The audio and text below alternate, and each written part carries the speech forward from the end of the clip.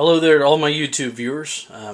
Just to let you know, I'm going to do a real quick video here today on building some dungeon terrain pieces. As I said in the previous video, a lot of people ask me specific questions about how do I make the pieces, what do the individual blocks, things of that nature look like.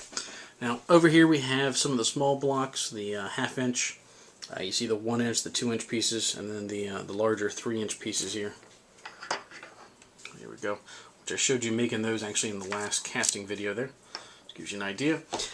Those are just some individual terrain pieces like the crates, the barrels, the chests, my columns, the sarcophagi, the Egyptian / kind of Greco-Roman pieces. And then the different types of flooring pieces that I use are the my wooden mold for the different floor pieces, the chipstone, which is kind of like a marble effect there when you get it painted up and dry brushed, and then the cobblestone, which is what a lot of my pieces are based off, which this piece I've actually already glued down. That way we can dry stack a couple pieces here in a second so I can show you how I set those up. Now, as far as for a storage container, once my pieces are cast, I have about 6 or 8 of these particular pieces. That way I store all my pieces in. Like I said, that's about a day's worth of casting there for me. Like I said, I store them in here just to keep the dust and the dirt off of them, since I do a lot of my crafting down in the basement. That way I can make sure that a little bit of moisture stays off of them and all the dust keeps off of them until I paint them up. Now, back to the flooring pieces. Like I said, just to give you kind of a size scale there, there's a D&D, I believe it's Arcanic's Guard miniature. Like I said, there's we have the chip floor, and then the wooden floor, which I love, especially for like boat scenes, or taverns or homes or anything like that, where you have like especially on Pathfinder Society quests where you have like lots of wooden floors in the inns or taverns and buildings and things of that nature.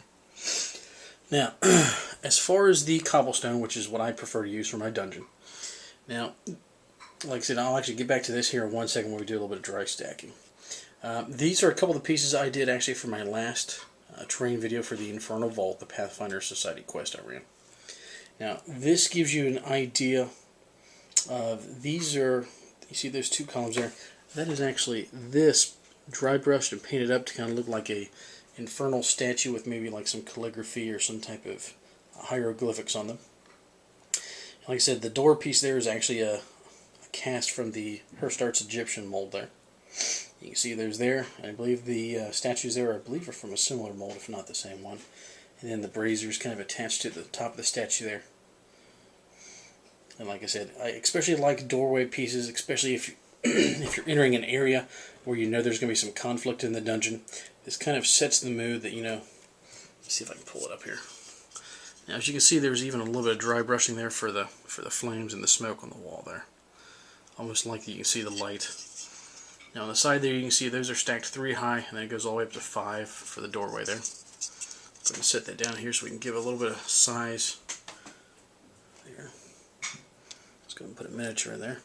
And like I said, that just kind of gives you an idea of the size. Now, the downside to having your dungeon three blocks high is if you turn it sideways, like I said, if someone's sitting across the table, they're probably not going to see the miniature. So, for most pieces in the dungeon, I only make them about 2 high. And let me show you why. Now, at 2 high, someone sitting across the table can still see where the miniature is in regards to their miniature, or where they are at in the room. Now, like I said, everyone has their own preference. Some people like the really high walls where they're like 4 or 5 high like that. Like I said, in a case like this, I prefer mine to be a little bit lower. And that way I get a little bit better of a sense of the size in the room. Like I said, if there is a piece like a door frame where there's like a large stairwell where you need to have that height, I have no problem making it taller. Like I said, for just more of a general room, I like to keep mine a little bit on the lower side there. Like I said, that gives you an idea of, say, like kind of a wide hallway there. Like I said, if you're sitting across the table, that's roughly what you'd see, which, like I said, that gives you a pretty good depth. But like I said, as far as custom pieces, like I said, the good thing about using plaster, like I said, if for some reason, if there's something you need to change, like say you want to change the face on one of those statues, like I said, you can use a drill bit or like even a pocket knife or a file. Like I said, you could file off some features. You can actually use like some Sculpey or some sculpting clay and kind of maybe change the feature, maybe give it like more of an Egyptian, like one of the Horus mask or something like that if you wanted to. Like I said, something like this piece here. Like I said, the piece itself really kind of speaks for itself. Like I said, we have the pillars.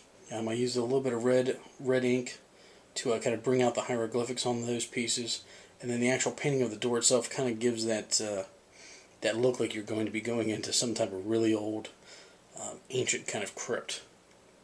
So like I said, a lot of it, as far as the painting and the dry brushing, like I said, that's going to come with painting style and your dry brushing and kind of the overall design of your dungeon. Which, now what I'm going to do, I'm actually going to finish gluing these down here in a few moments. And what we'll do is we'll actually have another video tomorrow where we'll go over kind of a real simple, quick dry brushing technique. So bear with me. I'm going to go ahead and clean this mess up and get this glued down.